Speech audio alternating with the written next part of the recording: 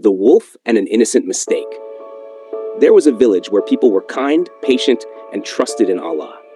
But one day, unknowingly, they made such a mistake that their peace was destroyed. After that mistake, every night, a wolf would come to the village.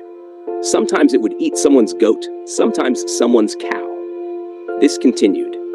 The villagers were deeply troubled. They thought, if this keeps happening, all our animals will be gone. Most of the villagers earned their livelihood by selling milk, butter, and desi ghee.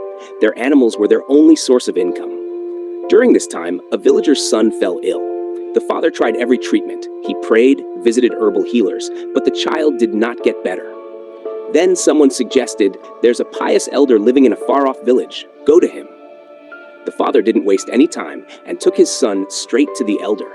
As soon as the elder saw them, he said, "Go back. Do not come here." Hearing this, the father became anxious. On one side was his son's illness, and on the other, the elder's refusal. He began to cry and held the elder's feet. "Babaji, please save my son. After Allah, you're our only hope." The elder's heart softened. He went inside, brought some blessed water and an amulet, and said, "Go, put this around your son's neck and give something in charity as thanks for his life." The man returned, and within a few days, the child completely recovered.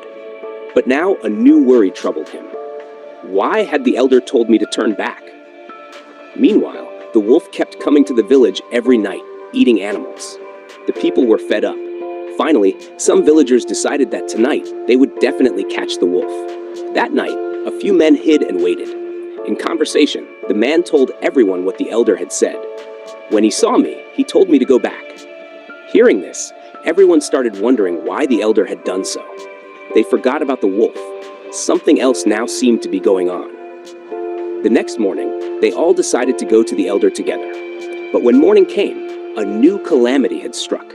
The very people who had planned to catch the wolf were all missing from the village.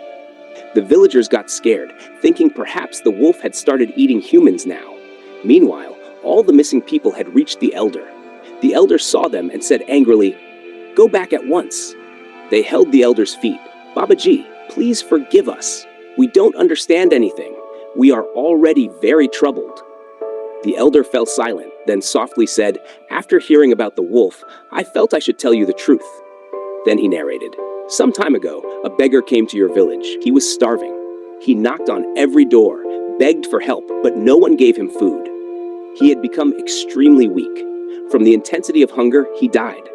As he was dying, the beggar looked up to the sky and said, 'Oh Allah, they have everything, yet they are not willing to give anything in your name.'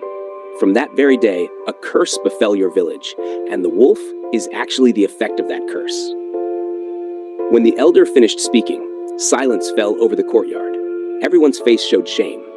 Then all of them said together, "Babaji, what should we do now? Please help us." The elder said, "Allah is most forgiving and merciful. Repent.